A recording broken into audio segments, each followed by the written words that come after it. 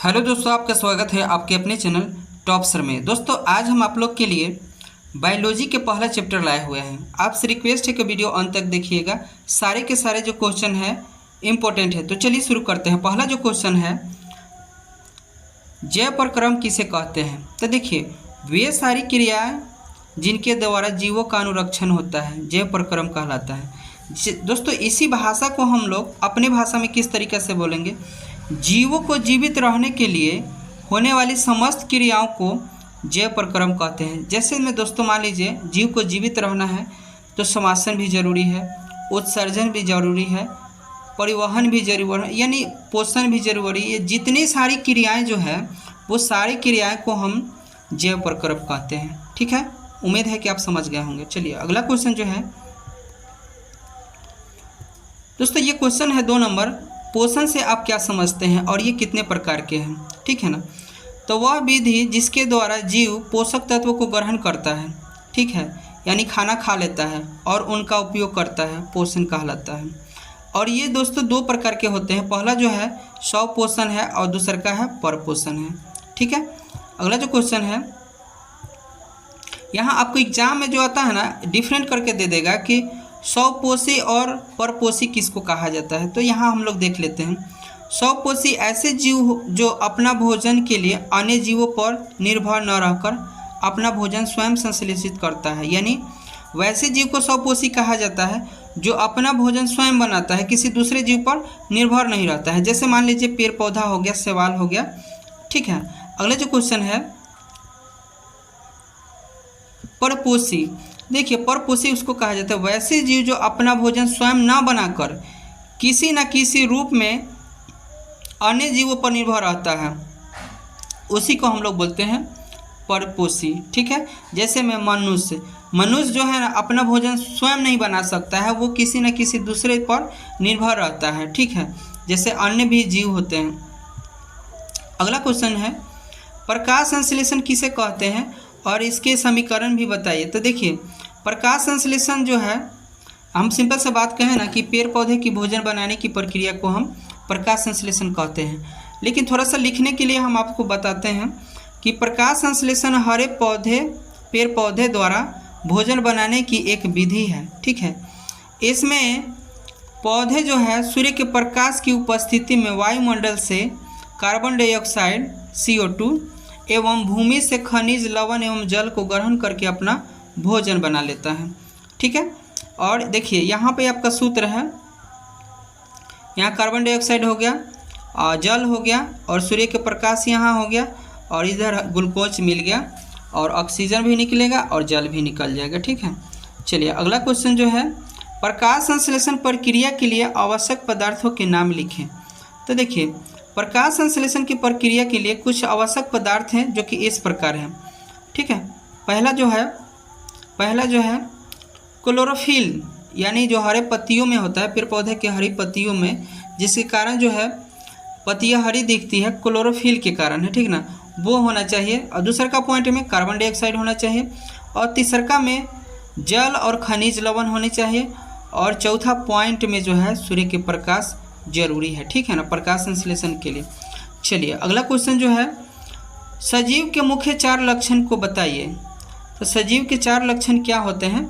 इस प्रकार देखिए, 1 नंबर में है सजीव जो है गति कर सकता है, श्वसन कर सकता है, प्रजनन कर सकता है, वृद्धि एवं विकास कर सकता है। ये सजीव के लक्षण है। ठीक है, अगला जो क्वेश्चन है,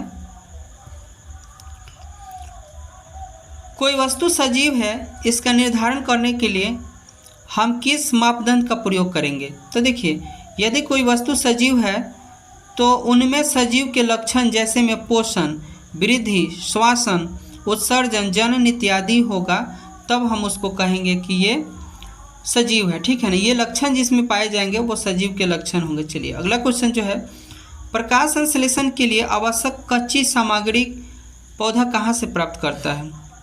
तो देखिए, प्रकाश संश्लेषण के लिए पौधे जो है कार्बन डाइऑक्साइड वायुमंडल से ले लेता है, जल जो है जड़ से ले लेता है और मिट्टी तथा प्रकाश को सूर्य से प्राप्त कर लेता है। मिट्टी से भी जल खनिज लवण ले लेता है और पौधे की पत्तियों में क्लोरोफिल रहता है। इन सभी से अब जो सामग्री उपस्थित करके और उसके बाद भोजन बना लेता है पेड़ पौधा। ठीक है, चलिए आगे जो क्वेश्चन है, मनुष्य में कितने प्रकार के दांत होते हैं और उनके काम और कार्य को बताइए। उनका नाम भी बताइए और उसका कार्य भी बताइए। ठीक है, तो देखिए मनुष्य के जो है 4 प्रकार के दांत होते हैं। कृंतनक जिसको इंसाइजर बोला जाता है, और भेदक और अग्रचवर्णक और चवर्णक। ठीक है, चवर्णक, ये 4 तरह के दांत होते हैं और इनके कार्य भी देख लेते हैं हम लोग। कर्तनक जो है, कृंतक जिसको बोलते हैं, इंसाइजर, इंसाइजर का काम होता है यह भोजन को कुतरने या काटने का काम करता है। ठीक है, और भेदक जो है केनाइन, भेदक जो है यह भोजन के चीरने तथा फाड़ने का कार्य करता है।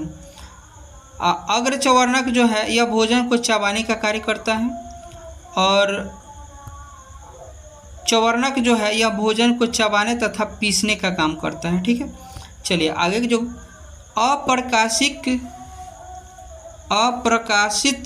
क्रिया क्या होता है, तो देखिए अप्रकाशित क्रिया क्या होता है समझते हैं हम लोग।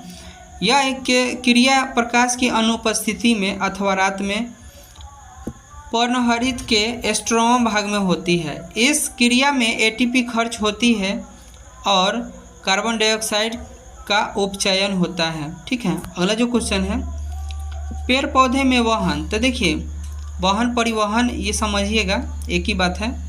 पौधे में वहन निम्न 2 संवहन ऊतकों के द्वारा होता है। पहला जो है जाइलम है और दूसरा का है फ्लोएम। ठीक है, अगला जो क्वेश्चन है, हमारे आमाशय में अम्ल की भूमिका क्या होता है, तो देखिए हमारे आमाशय में जठर ग्रंथि से हाइड्रोक्लोरिक अम्ल निकलता है। यह अम्ल निष्क्रिय पेप्सिनोजेन के क्रिया करके पेप्सिन नामक एंजाइम में परिवर्तित करता है, जो भोजन के प्रोटीन पर क्रिया करके उसे पेप्टोन में बदल देता है।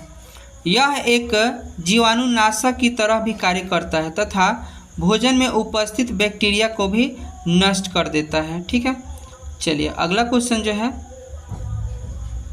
पित्त क्या है, मनुष्य के पाचन में इसका क्या भूमिका है, तो देखिए पित्त गाढ़ा हरे रंग का एक क्षारीय द्रव है जिसका पीएच मान 8.9 होता है। ठीक है, जो कि ये यकृत से निकलता है और मनुष्य के पाचन की क्रिया में महत्वपूर्ण है। पहला पॉइंट जो है, पित्त अम्लीय कायम को समाप्त कर क्षारीय बना देता है। ठीक है, दूसरा का पॉइंट में है कि पित्त के लवण जैसे सोडियम ग्लाइकोलेट तथा सोडियम टाटोकोलेट भोजन के जटिल वसा को विखंडन तथा पायसीकरण कर देती है,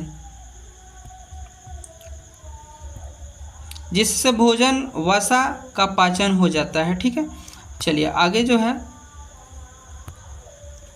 पाचक एंजाइम के कार्य क्या है, तो देखिए पाचक जो है, पाचक एंजाइम भोजन के विभिन्न पोषक तत्वों को जटिल रूप से सरल रूप में बदल कर घुलनशील बनाता है ताकि इनका जो है आसानी से पाचन हो सके। उदाहरण के लिए कार्बोहाइड्रेट का माल्टोज में बदलना। ठीक है,